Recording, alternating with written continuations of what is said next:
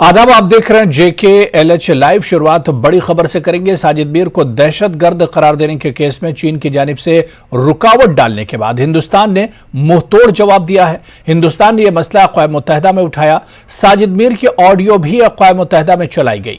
हमले से मुतालिक ऑडियो चलाई गई। हिंदुस्तान ने कहा कि आलमी इज़दात दहशतगर्दी के निज़ाम में खामी है।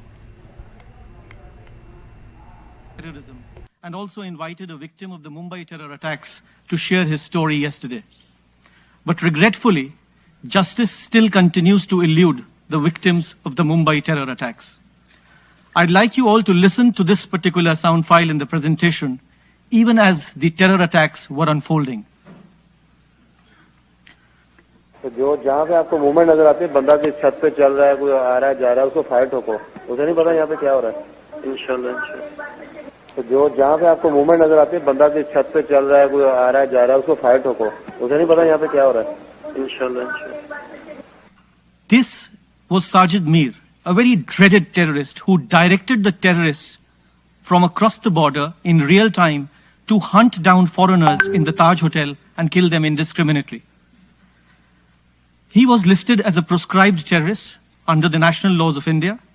He was proscribed under the laws of the United States, this host country, and of several other countries globally, many of whose nationals lost their lives. But when the proposal for listing him did not go through the Security Council sanctions regime, we had strong reasons to believe that something was genuinely wrong in the global sanctions regime, as manifested in the Security Council.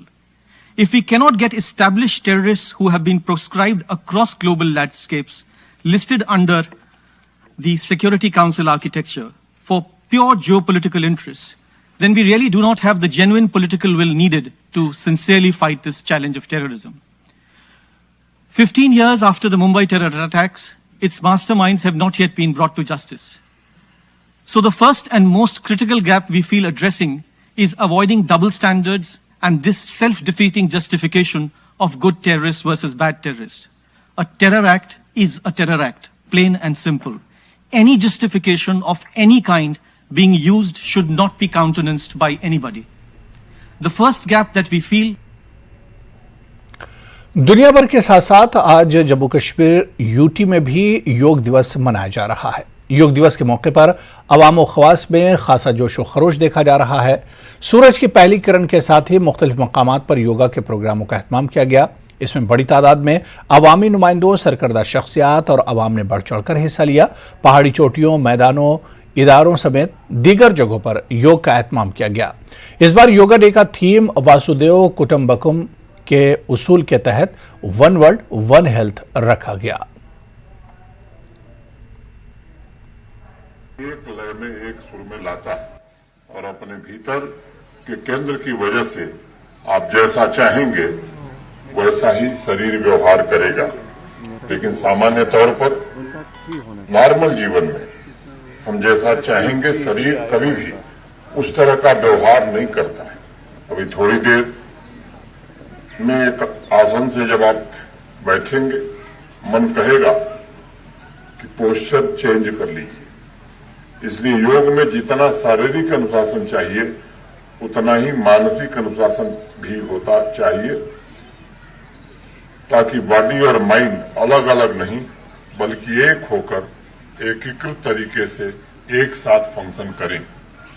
Physical practice के पहले उस अनुशासन, उस discipline की स्थिति में पहुंचना होगा जिसका जिक्र पतंजलि ने किया है, ताकि आत्मबल की शक्ति हमारे शरीर के लिए सुरक्षा कवच बन सके।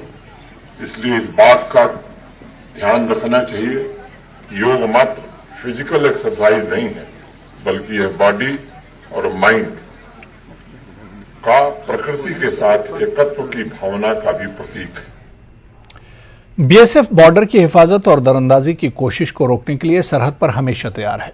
बीएसएफ जवान किसी भी सूरत हाल से निपटने के लिए हर वक्त होशियार और तैयार रहते हैं। इन बातों का इजहार IG BSF Kashmir frontier Ashok Yadav ने किया। उन्होंने कहा कि आने वाली अमरनाथ यात्रा को महफूज और खुश उसलूबी के साथ मुनक्किद करने में यहाँ की सिक्योरिटी एजेंसियां तैयार हैं और तमाम तर इक़दाम किए गए हैं। योगा के हवाले से उन्होंने कहा कि योगा एक जवान के लिए काफ़ी फ़ायदेमंद है, क्योंकि जवान जिन सूरत हाल में काम करता है, ऐसे में जहनी तनाव को ख़त्म करने के लिए योगा जैसी एक्सरसाइज काफ़ी मुफीद रहती है।